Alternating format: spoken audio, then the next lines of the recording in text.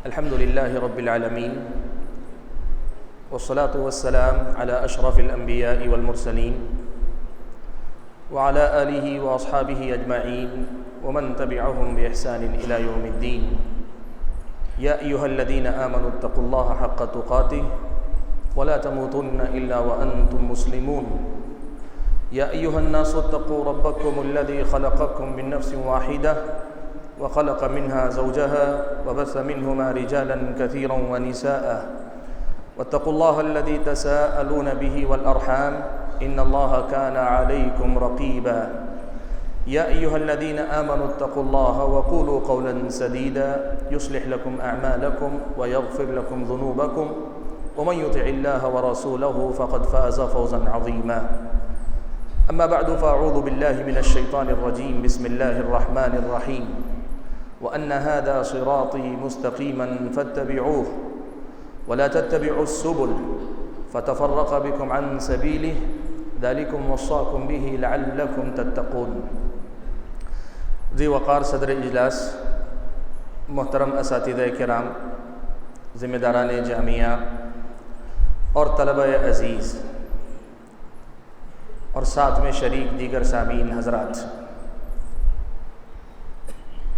آج اس مجلس میں مجھے آپ کے سامنے جس موضوع کی وضاحت کرنی ہے وہ موضوع ہے سلفیت اور خارجیت.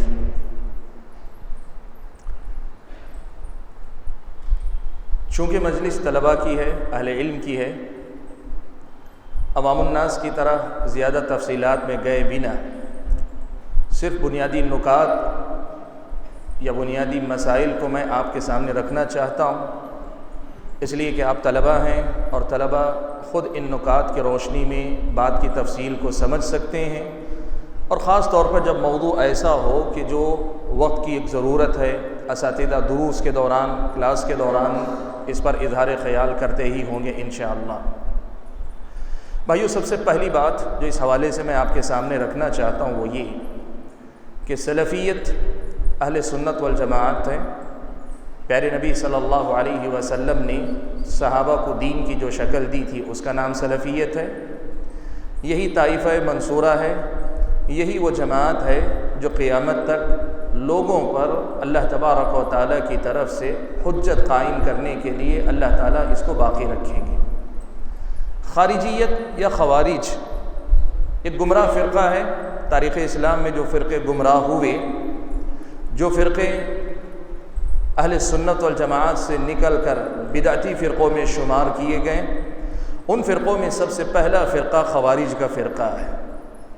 اس حیثیت سے ایک مشرق ہے تو دوسرا مغرب ہے، ایک ہدایت ہے تو دوسری ضلالت ہے، ایک خیر ہے تو دوسرا شر ہے. سلفیت حق ہے تو خارجیت باطل ہے. سوال یہ ہے کہ ان دونوں کو آپس میں کیوں جوڑا گیا ہے؟ عنوان میں ان دونوں کو آپس میں کیوں جوڑا گیا؟ یا تو یہ ہوتا کہ صرف سلفیت کا تعارف کیا جاتا، کروایا جاتا، تو جو بھی سلفیت سے باہر نکلا ہم سمجھتے ہیں کہ وہ گمراہی میں ہے، گرچہ اس کی گمراہی کے درجات اونچے نیچے ہو سکتے ہیں. یا پھر صرف خوارج کا تعارف کروایا جاتا کہ خوارج کون ہیں تو اندازہ لگ جاتا، ان سے متعلق مکمل معلومات ہمارے پاس ہو سکتی تھی. لیکن جب ان دونوں موضوعات کو جوڑا گیا ہے، سلفیت اور خارجیت، تو اس کے پیچھے ایک بہت ہی اہم سبب ہے، اور وہی اس موضوع کے اختیار کرنے کی بھی وجہ ہے. اور وہ سبب یہ ہے کہ عصر حاضر میں ایک تو بہت ساری باتیں ایسی ہیں جو اسلام اور مسلمانوں کے نام سے ناحق جوڑی جا رہی ہیں. ایسے واقعات جو دنیا کے اندر ہو رہے ہیں، تو یہ ان میں سے جو واقعات تحقیق کے بعد مسلم نوجوانوں سے جوڑے گئے ہیں، بدقسمتی سے یہی مسائل، یہی نوجوان اور یہی واقعات براہ راست سلفی دعوت سے جوڑ دیے گئے. یعنی جو واقعات غلط ہیں وہ غلط ہیں، جن کی نسبت مسلمانوں کی طرف غلط ہے وہ غلط ہے، لیکن جن واقعات کی نسبت مسلمانوں کی طرف صحیح ہے یا ہو سکتی ہے، اب یہ مسلمان کون سے مسلمان؟ کیا یہ صوفی ہیں؟ کیا یہ کسی اور مکتب فکر سے تعلق رکھتے ہیں؟ اگر آپ دیکھیں گے تو اس کا تعلق براہ راست سلفی دعوت سے جوڑا گیا، سلفیوں کو مطعون کیا گیا.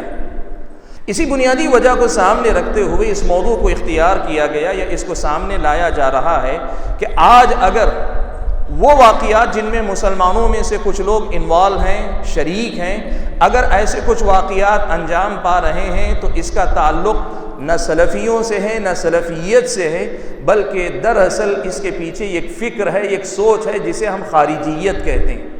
سلفیت الگ ہے، خارجیت الگ ہے، یہ دو الگ الگ دھارے ہیں، سوچ کے، فکر کے الگ دھارے ہیں۔ ان میں سے ہر ایک کے اپنے اصول اور ضوابط الگ ہیں اور ہر ایک کی تاریخ اپنی اپنی موجود ہے۔ دنیا کو ہم یہ بتانا چاہتے ہیں کہ ایک تو اسلام اور مسلمانوں پہ جو غلط الزام لگ رہے ہیں وہ غلط ہیں، اور اگر کچھ کارروائیوں میں مسلمان ملوث ہیں تو اس کے پیچھے خارجی فکر رکھنے والے، خوارج کی ذہنیت رکھنے والے لوگ ہیں، نئے کہ سلفی دعوت سے تعلق رکھنے والے لوگ ہیں۔ سوال یہ پیدا ہوتا ہے کہ اس الزام کو سلفیت کے ساتھ کیوں جوڑا گیا، خارجیت کے حوالے سے کیوں اس کی پہچان نہیں ہوئی، کیوں اس کو سلفیت کے ساتھ ہی جوڑا گیا؟ تو اس کے پیچھے کئی اسباب ہیں۔ ایک سبب تو یہ ہے کہ بعض وہ تحریکیں جنہوں نے اس قسم کی کارروائیاں انجام دینے کا اقدام کیا، یعنی کارروائیاں انجام دی ہیں، ان تحریکوں نے اپنے تعارف کے اندر یہ بات ذکر کی ہے کہ وہ سلفی ہیں۔ جیسے بطور نمونہ میں آپ کو بتاؤں، مصر کی الاخوان المسلمون جس کی شاخیں عالم اسلام کے مختلف ملکوں میں پائی جاتی ہیں، اگر آپ الاخوان المسلمون کا تعارف خود ان کی اپنی زبانی پڑھیں گے تو وہ اپنے تعارف میں یہ بھی ذکر کرتے ہیں حرکت سلفیہ بھی ہے، وہ سلفی تحریک بھی ہے، اور پھر کہتے ہیں کہ ہم صوفی بھی ہیں۔ ہم اس وقت اس موضوع میں نہیں ہیں کہ اخوان کیسے ہیں، ان کے منہج کی تفصیل میں نہیں جا رہے ہیں، لیکن یہی وہ فکر ہے جس نے ایسی بہت ساری کارروائیوں کے لیے بنیاد فراہم کی۔ تاریخ اس بات پر شاہد ہے کہ انہی کے مدرسوں سے یا انہی کی گود سے نکل کر وہ افراد نکلے جنہوں نے آگے چل کر وہ کارروائیاں انجام دی جن کو دہشت گردی کی کارروائی کہتے ہیں۔ اور ان تحریکوں نے جب یہ بات کہی، جب انہوں نے یہ بات کہی کہ ہم سلفی تحریک بھی ہیں، ہمارا سلفیت سے بھی تعلق ہے، تو لوگوں نے سمجھ لیا کہ ہر وہ جو اپنی نسبت سلفیت کی طرف کرتا ہے وہ بھی دہشت گرد ہے۔ ایک طرف تو ایسے کچھ معقول اسباب ہیں، دوسری طرف ایک وجہ یہ بھی ہوئی کہ دنیا والوں نے خاص طور پر سعودی عرب میں یا ایسی شخصیتوں کے آنے کے بعد اور ان کے ملک سے نکالے جانے کے بعد سلفیت کی ایک تقسیم کی ہوئی۔ دنیا والوں نے، اہل علم کے پاس یہ تقسیم مردود ہے، لیکن دنیا والوں کے پاس یہ تقسیم ہے۔ کہتے ہیں یہ جو تقسیم لوگوں کے اندر عام ہوئی، اور آج میڈیا اس تقسیم کو بہت پھیلاتا ہے، اور مسلمانوں کے اندر بھی جو فرقے ہیں وہ بھی اس کو ہوا دیتے ہیں، اس تقسیم کو ماننے والوں نے بھی اس لعنت کو، دہشت گردی کی لعنت کو سلفیت سے جوڑ دیا۔ ایک تیسری وجہ بھی ہے، اور وہ وجہ آپ کو جاننی چاہیے۔ مغربی دنیا کے اندر اور خاص طور پہ یورپی ممالک کے اندر، خاص طور پہ آپ کہیں برطانیہ کے اندر اور امریکہ کے اندر، بڑی تیزی سے لوگ اسلام کی طرف آ رہے ہیں، اسلام قبول کر رہے ہیں، اور یہ اللہ تعالیٰ کا فضل و کرم ہے۔ پھر اس سلفی دعوت کی سچائی ہے، اس کا وہ جو سادگی ہے اس کے اندر، اور وہ فطرت کو آواز دینے والی جو ایک دم کہیے کہ سچائی اس کے اندر پائی جاتی، اس چیز نے لوگوں کو اس قدر زیادہ متاثر کیا ہے کہ اس وقت اسلام میں داخل ہونے والوں کی ایک بڑی تعداد اسلام کی جس فکر کو اپنا رہی ہے وہ سلفی فکر ہے۔ اسی کے نتیجے میں مغربی دنیا جو اس صورتحال سے پریشان ہے، اس نے سلفیت کو، اور خاص طور پہ ابن تیمیہ کی شخصیت کو اور ان کے افکار کو، ایسے کچھ اسباب ہیں جن کی وجہ سے یہ سلفیت اور خارجیت آپس میں گڈمڈ کر دیے گئے لوگوں کے اذہان کے اندر۔ ہم جو بات آپ کے سامنے رکھنا چاہ رہے ہیں وہ بات یہی ہے کہ سلفیت اور خارجیت دو متضاد چیزوں کا نام ہے۔ جن اصولوں میں خوارج نے اہل سنت والجماعت سے اختلاف کیا ہے، وہ اصول خود بتا دیں گے کہ آج دنیا کے اندر اگر کہیں امن و امان کے ساتھ کھلواڑ ہو رہا ہے، اگر کسی مقام پر حد سے تجاوز کر کے ناحق کسی کے جان و مال کو ضائع کیا جا رہا ہے، تو اس کے پیچھے خارجی ذہنیت ہے، خارجیوں کی ذہنیت کے اصول ہیں، اور خارجیت کی وہ فکر ہے جس نے اس تباہی کو عام کیا ہے۔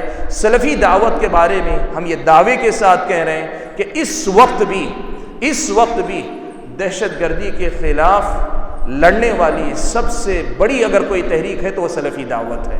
وقت اجازت نہیں دیتا کہ میں تفصیل میں جاؤں، لیکن ایک دعویٰ میں نے آپ کے سامنے رکھا ہے کہ اس وقت سب سے مضبوط اگر کوئی کام امن و امان کے قائم کرنے کے لیے ہو رہا ہے وہ سلفی دعوت اور سلفی جماعت کی طرف سے ہو رہا ہے، سلفی علماء کی طرف سے ہو رہا ہے۔ میں انشاءاللہ کبھی اس پر تفصیل سے آپ کے سامنے بات کروں۔ بھائیو، بات یہ ہے کہ جب ہم نے اس بنیادی چیز کو سمجھ لیا تو سوال یہ پیدا ہوتا ہے کہ خارجیت کیا ہے، اور آج خارجیت کے وہ کون سے اصول ہیں جنہوں نے دنیا کے اندر دہشت گردی کی یہ شکل رواج دی ہوئی ہے۔ میں پہلی بات تو آپ کو یہ بتا دوں، کسی بھی گروہ یا فرقے یا جماعت سے متعلق آپ کوئی رائے قائم کرنا چاہتے ہیں تو کم از کم 3 بنیادوں پر آپ کو محنت کرنی چاہیے۔ کسی بھی فرقے سے متعلق، وہ فرقہ حق پر ہو کہ باطل پر ہو، وہ کسی بھی زمانے سے تعلق رکھتا ہو، کسی بھی سماج اور معاشرے سے تعلق رکھتا ہو، حتیٰ کہ کسی بھی دین سے تعلق رکھنے والا ہو، اگر کسی جماعت کے بارے میں رائے آپ کو قائم کرنی ہے 3 بنیادوں پہ آپ کو محنت کرنی چاہیے۔ سب سے پہلی چیز ہوتی ہے کہ اس کی ابتدا کہاں سے ہوئی، اس کی اساس اور اس کی بنیاد کہاں سے، کیسے اس کا وجود ہوا، اس کی بنیاد کہاں پڑی، کن حالات میں اس کا وجود ہوا، یہ آپ کو جاننا چاہیے۔ اور دوسری چیز جس پر آپ کو محنت کرنی چاہیے وہ ہے کہ اس جماعت یا تنظیم کے اصول اور مبادئ کیا ہیں، کن اصولوں پر یہ قائم ہے، کن ضابطوں کی یہ پابند ہے، اس کے اصول اور ضوابط، افکار و نظریات جو اس کے ہیں۔ اور تیسری چیز ہے قائم ہونے کے بعد سے آج تک کی اس کی اپنی تاریخ کیا ہے۔ یہ 3 بنیادیں ہیں، اگر ان 3 بنیادوں پہ آپ کسی بھی فرقے کو پرکھیں گے تو اس فرقے سے متعلق صحیح رائے قائم کرنے میں آپ کو آسانی ہوگی۔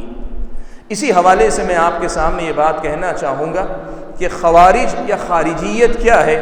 اگر آپ اس کو جاننا چاہتے ہیں تو خوارج کی ابتدا کیسے ہوئی، خوارج کے بنیادی اصول کیا ہیں جن میں وہ اہل سنت سے جدا ہوئے، اور تیسرے خوارج نے تاریخ اسلام میں جب سب سے پہلے ان کا ظہور ہوا اس وقت سے لے کر اب تک تاریخ میں کیا کیا کردار ادا کیا ہے، یہ اگر آپ دیکھ لیں گے تو خوارج کی مکمل تصویر آپ کے سامنے ہوگی۔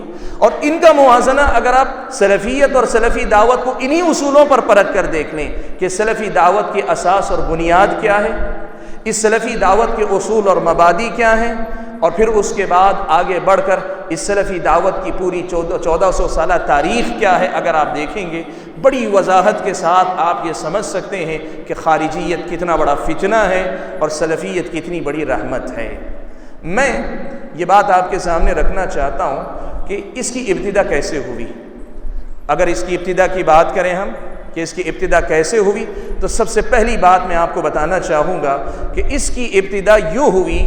آپ جانتے ہیں نبی اکرم صلی اللہ علیہ وسلم کے دور میں سب سے پہلے ذوالخویصرہ نے پیارے نبی صلی اللہ علیہ وسلم کے مال غنیمت کی جو تقسیم تھی اس پر اعتراض کیا، کہا کہ یا محمد اعدل، یا محمد اعدل۔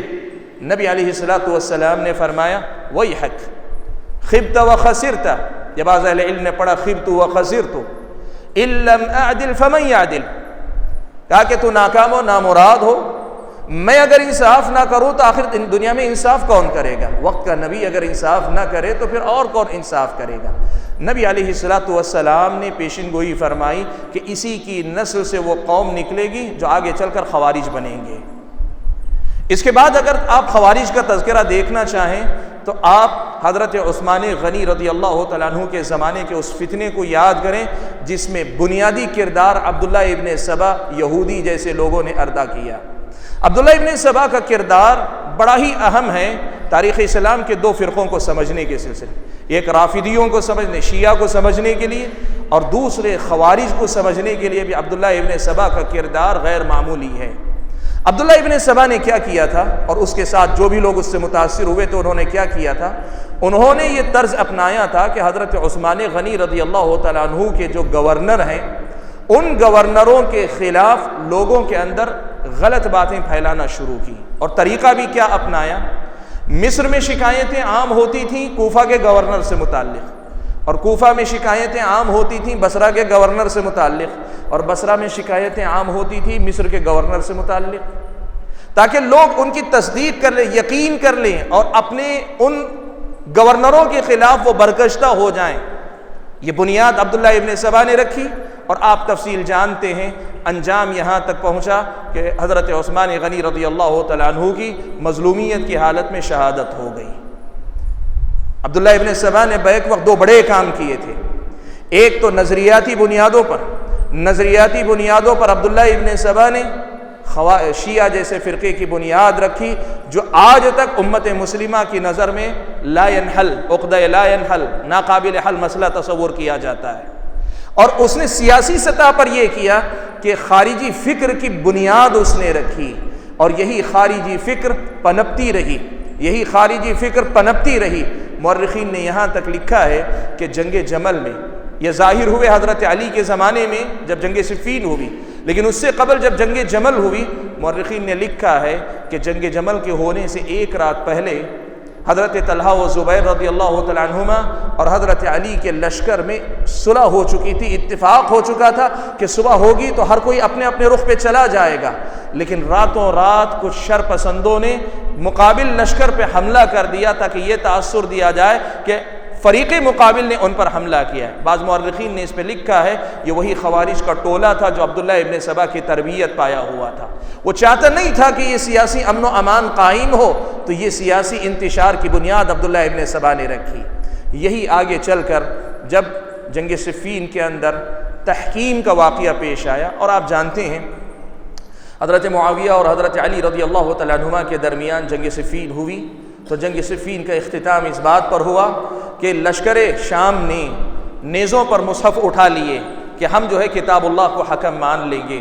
اور اسی بنیاد پر حضرت علی رضی اللہ تعالیٰ عنہ اور ان کے لشکر نے خاموشی اختیار کی.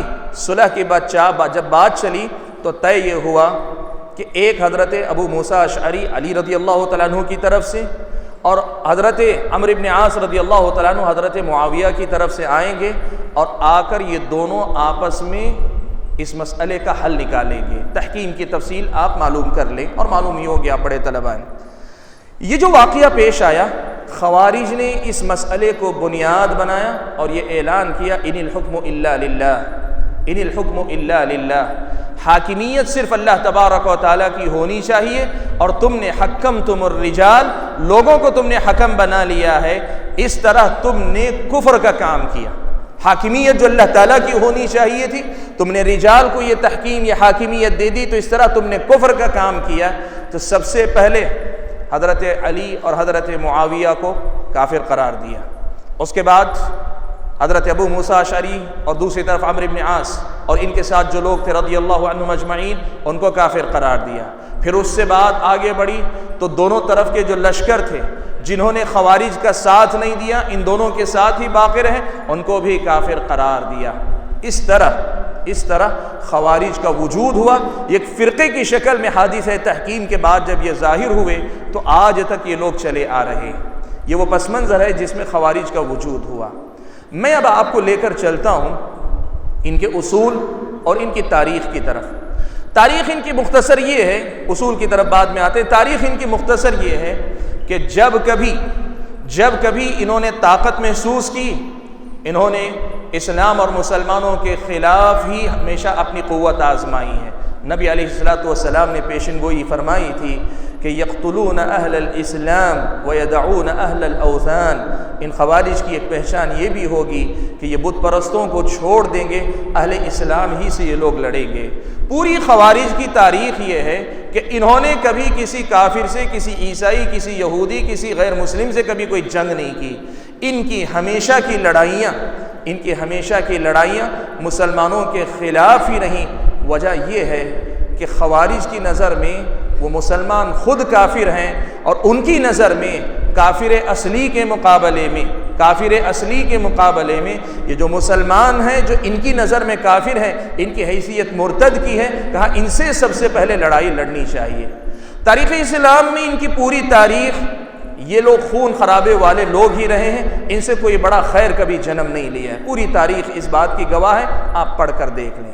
میں اپنی بات کو سمیٹنا چاہتا ہوں، اس لیے کہ موضوع کا سب سے اہم حصہ جو ہے وہ اس وقت ہے، اس لیے کہ آج ہم جو سمجھنا چاہ رہے ہیں کہ عصر حاضر میں خارجی فکر کے اثرات کہاں نظر آتے ہیں ہم کو اور کس شکل میں نظر آتے ہیں. آپ کو یہ بات میں بتاؤں کہ خوارج یہ اسلامی شریعت کے احکام میں علامہ ابن قیم رحمۃ اللہ علیہ نے یہ بات لکھی ہے کہ اللہ تعالیٰ نے قرآن میں جتنے بھی اوامر جو بھی احکام دیے ہیں، شیطان لوگوں کو دو طریقے سے گمراہ کرتا ہے.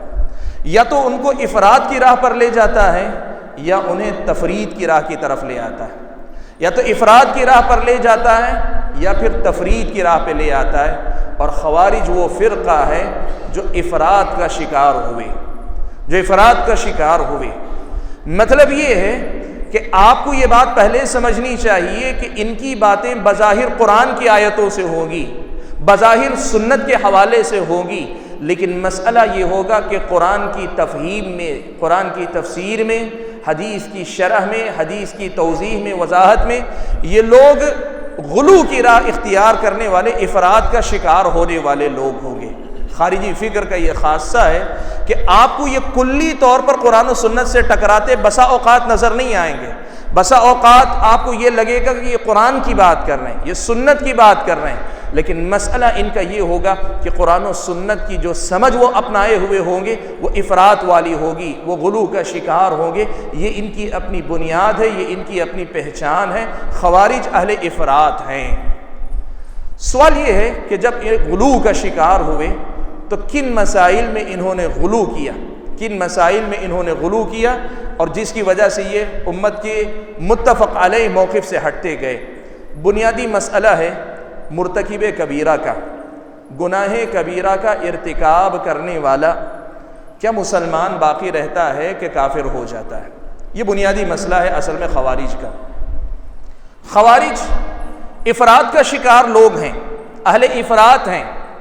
اسلامی شریعت کی نظر میں گناہ کبیرہ جو ہوتا ہے، جو کفر نہ ہو، شرک نہ ہو، اس لیے کہ حدیث میں اکبر الکبائر کے نام پر شرک کا بھی تذکرہ آیا ہے، تو جو گناہ کبیرہ شرک اور کفر سے کمتر درجے کا لیکن گناہ کبیرہ ہو، اہل سنت والجماعت کا اس پر اتفاق ہے کہ یہ گنہگار آدمی، اس کے ایمان میں کمی آتی ہے لیکن اس کا ایمان بالکلیہ جاتا نہیں ہے، یہ مسلمان کا مسلمان رہتا ہے لیکن ناقص الایمان رہتا ہے، اس کا ایمان کمزور ہوتا ہے، کم ہوتا ہے، گھٹتا ہے۔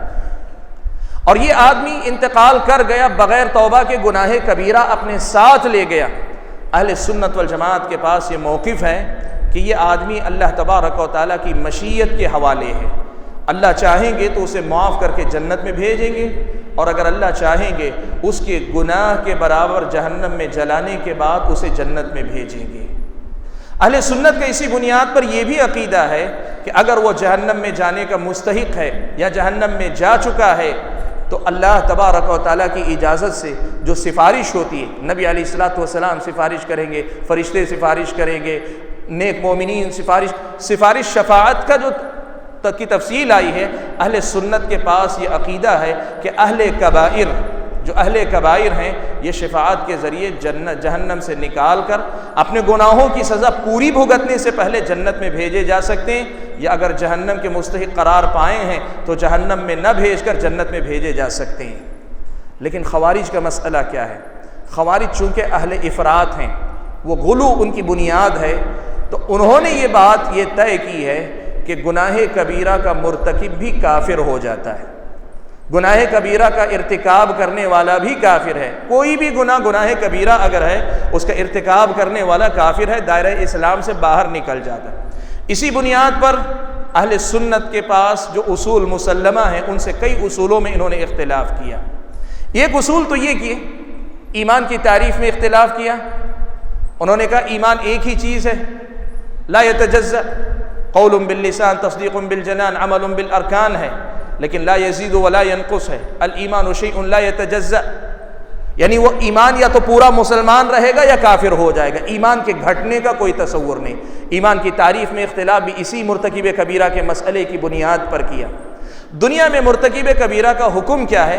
اہل سنت کے پاس وہ مومن ہیں لیکن ناقص الایمان ہے۔ خوارج نے کہا کہ نہیں، وہ دنیا میں کافر ہوگا۔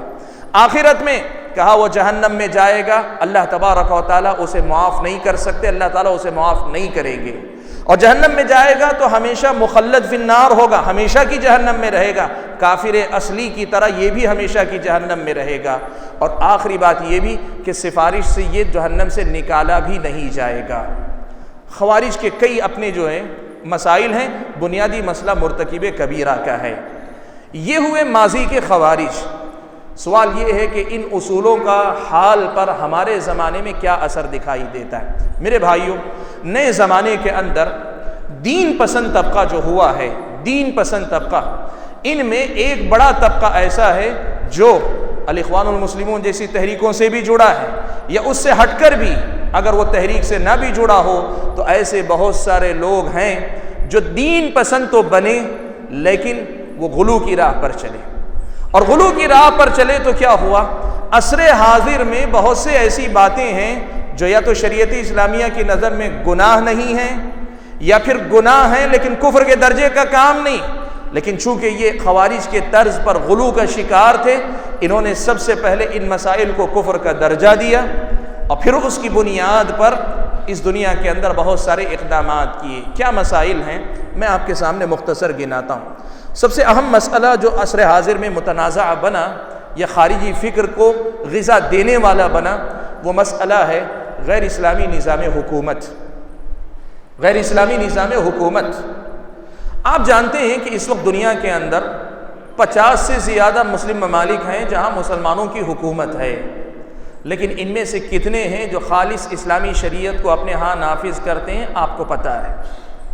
اب جو حکمران اسلامی شریعت کا نفاذ اپنے پاس نہیں کر رہے ہیں، وہ ڈیموکریسی کی بات کرتے ہیں یا کسی بھی اور نظریے کی بات کرتے ہیں، خود ساختہ دستور کو نافذ کرنے کی بات کرتے ہیں، تو ان کا یہ اقدام شریعت اسلامیہ کی نظر میں اس کا درجہ کیا ہے؟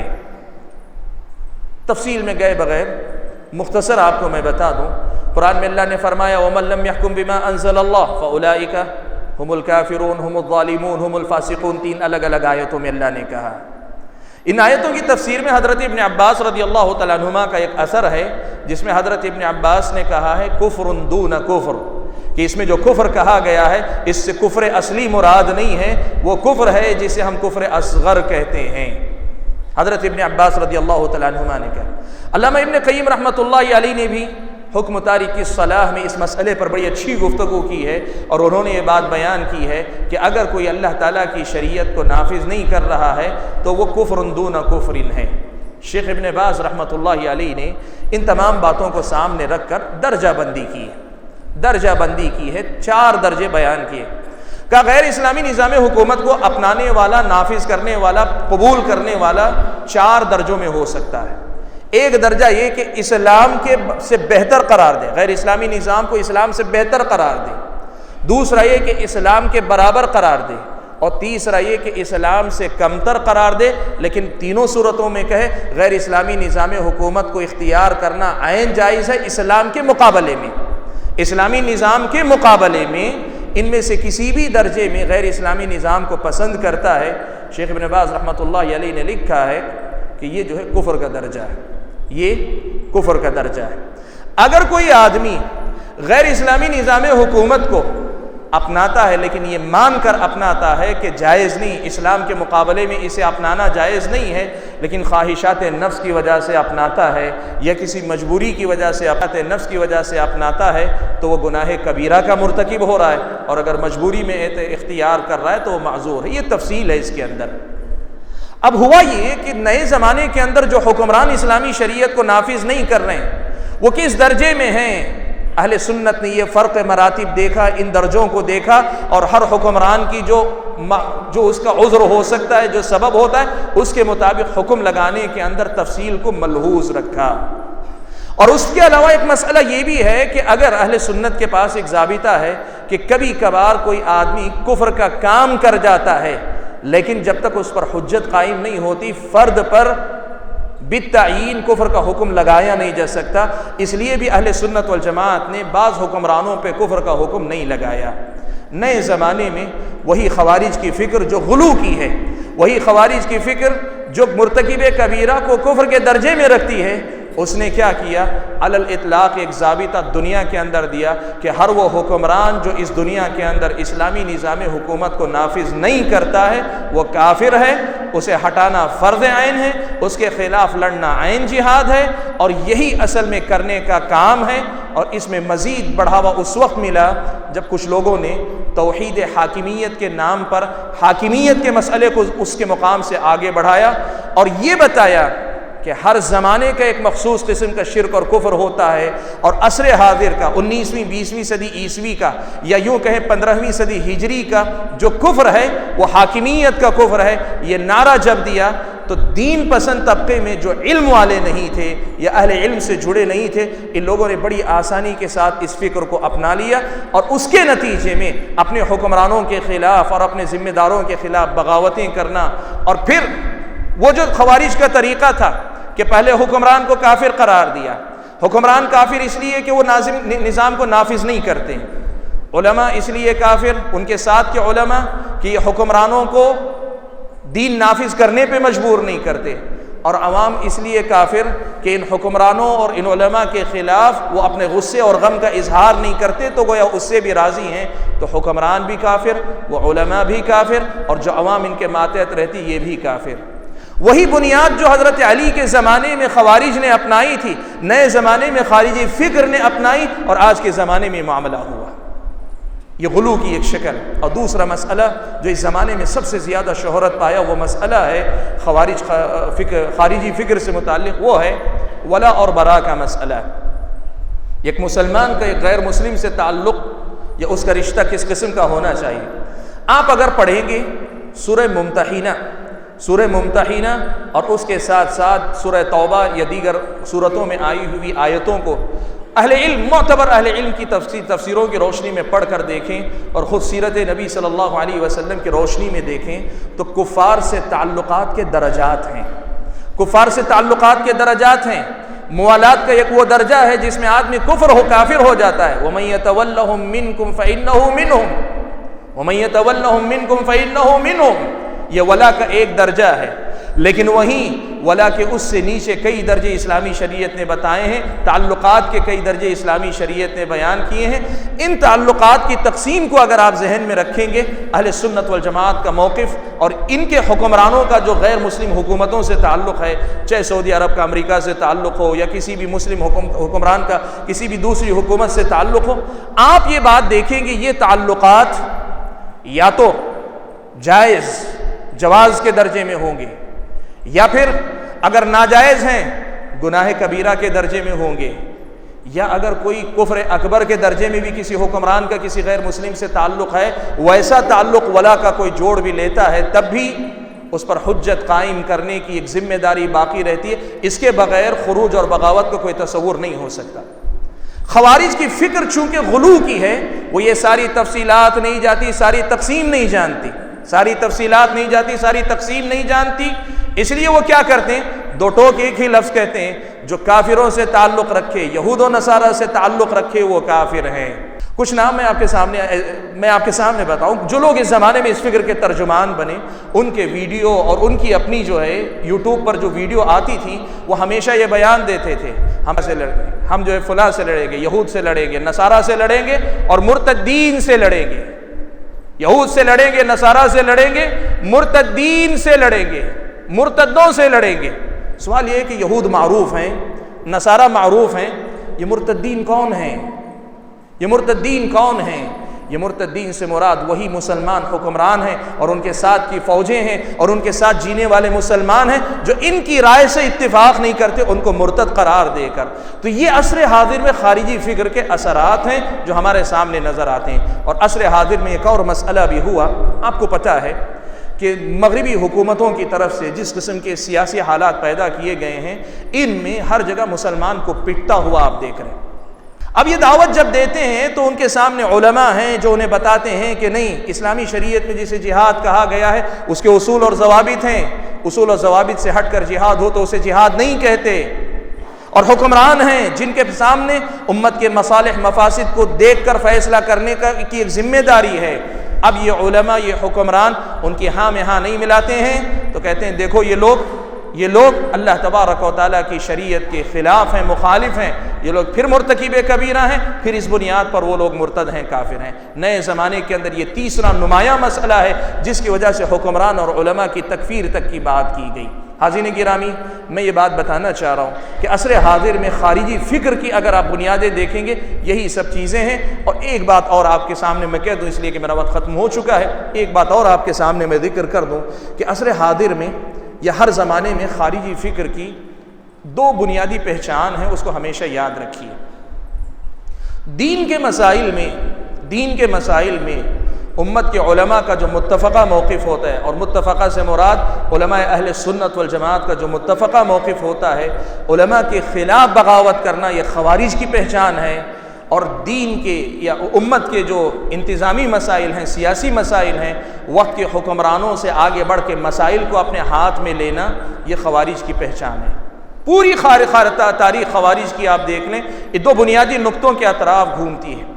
دینی مسائل کے اندر امت کے جو علماء ہیں ان کے خلاف بغاوت کا رجحان ہے، اور امت کے جو سیاسی اور معاشرتی مسائل ہیں، انتظام اور انصرام سے متعلق ہیں، ان معاملات میں ذمہ داروں پر سبقت لے جانا اور ان کے اختیارات اپنے ہاتھ میں لینا، یہ تاریخ اسلام میں خوارج کی پہچان اور علامت کے طور پہ نمایاں ہے۔ اسی لیے حضرت ابن عباس رضی اللہ تعالیٰ عنہما نے حضرت علی کے دور میں جب خوارج سے مناظرہ کیا تھا، تو اس وقت حضرت ابن عباس رضی اللہ تعالیٰ عنہما نے خوارج کو ان کی غلطی کا احساس دیتے ہوئے یہ بات بتلائی تھی، کہا تھا کہ دیکھو، میں انصار اور مہاجرین کی طرف سے چل کر تمہارے پاس آیا ہوں تاکہ ان کی بات تمہیں پہنچاؤں اور تمہاری بات ان تک پہنچاؤں۔ تم کیا یہ نہیں دیکھتے کہ قرآن ان کے سامنے اترا، ان کے درمیان اترا، ان سے متعلق اترا، لیکن آج ان میں کا ایک بھی صحابی، ایک بھی انصاری یا مہاجر تمہاری طرف نظر نہیں آتا ہے؟ وقت کے جو علماء تھے، جو صحابہ تھے، ان صحابہ کی سوچ اور سمجھ، دین کی جو سمجھ سی، ان سے بغاوت کر کے یہ لوگ خارجی بنے۔ بھائیو، میں بات کو سمیٹتے ہوئے جو بات کہنا چاہ رہا ہوں وہ یہ کہ عصر حاضر میں یہ کچھ بنیادی باتیں ہیں جن کے اندر اہل سنت والجماعت کے اصولوں سے انحراف کیا گیا، جس کے نتیجے میں خارجی فکر پروان چڑھی اور بدقسمتی سے اس کا الزام اسلام پہ ڈال دیا گیا۔ میں آپ کو یہ بات کہوں کہ ہم نے ایسے لوگوں کو کھلی دعوت دی اور آج پھر دعوت دیں گے کہ لوگ کہتے ہیں، آپ کو پتہ ہے علماء کی طرف رجوع کرنے کی بات کی جائے قرآن کی تفسیر میں، حدیث کی تشریح میں، تو کہتے ہیں علماء یا تو بکے ہوئے ہیں یا علماء ڈرے ہوئے ہیں۔ اگر ایسا کسی کے دل میں شبہ ہے تو سب سے پہلے اس کو سمجھنا چاہیے، نبی علیہ الصلوۃ والسلام نے کہا العلماء ورثۃ الانبیاء، نبی نے جب علماء کو اپنا وارث کہا ہے، امت کے سارے علماء نہ بک سکتے ہیں نہ ڈر سکتے ہیں۔ لیکن اگر کسی آدمی کے دل میں یہ شبہ گھر کر گیا ہے تو قرآن کی آیتوں، وہ جو مسائل ہم نے ذکر کیے، یہی مسائل آج کے دور کے 20ویں صدی کے علماء نہ لو، 15ویں صدی ہجری کے علماء کی تفسیر تشریح نہ لو، متقدم علماء کی تفسیروں کی روشنی میں بھی اگر آپ دیکھیں گے، یہ بات واضح کھل کر آئے گی کہ خوارج غلو کا شکار ہیں اور ان مسائل میں غلطی کر رہے ہیں۔ اور آخری بات جو میں کہنا چاہوں گا وہ یہ کہ خوارج ایک فرقے کے طور پر ہیں اور فرقے کے طور پر کبھی کبھی ظاہر ہوتے رہتے ہیں۔ ایک روایت میں اللہ کے نبی صلی اللہ علیہ وسلم نے کہا کلما ظہر لهم قرن قطع، یہ بار بار ظاہر ہوتے رہیں گے، جب بھی کہیں یہ طلوع ہوں گے ان کو ختم کر دیا جائے گا۔ لیکن ایک بات میں بڑی ذمہ داری کے ساتھ کہنا چاہتا ہوں کہ یہ مسئلہ صرف کسی مخصوص جماعت یا گروہ کے ساتھ نہیں ہے۔ خارجیت ایک فکر ہے، ایک مزاج ہے اصل میں، اور یہ مزاج پورا کا پورا نہ ہو تو تھوڑا تھوڑا خارجی صفات رکھنے والے لوگ آپ کو ہر جماعت ہر طبقے کے اندر مل سکتے ہیں، ہر جماعت ہر طبقے کے اندر مل سکتے ہیں۔ وہ لوگ جن کے اندر دین پسندی ہو لیکن منہج کی پختگی نہ ہو، یہ لوگ خارجیت کی طرف جائیں گے، اس کی گارنٹی پوری رہتی ہے۔ ماشاء اللہ، اللہ تعالیٰ جس کو بچا لے۔ دین پسندی اگر علم کے تابع نہ ہو، دین پسندی اگر منہج کے تابع نہ ہو، تو کسی بھی جماعت میں، کسی بھی علاقے کے اندر خارجی ذہن پیدا ہو سکتا ہے اور خارجیت نقصان پہنچا سکتی ہے۔ اس لیے پیغام ہم کیا دینا چاہتے ہیں؟ ایک ہی پیغام ہے کہ دین پسند بنو، لیکن دین پسند بننے کے ساتھ ساتھ علم سے، صحیح علم سے رشتہ رکھو، صحیح علماء سے رشتہ رکھو اور صحیح منہج پر قائم رہنے کی کوشش کرو۔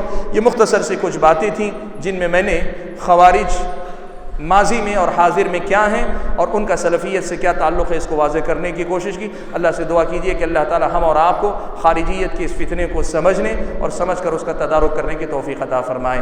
آمین۔ وآخر دعوانا الحمد للہ رب العالمین۔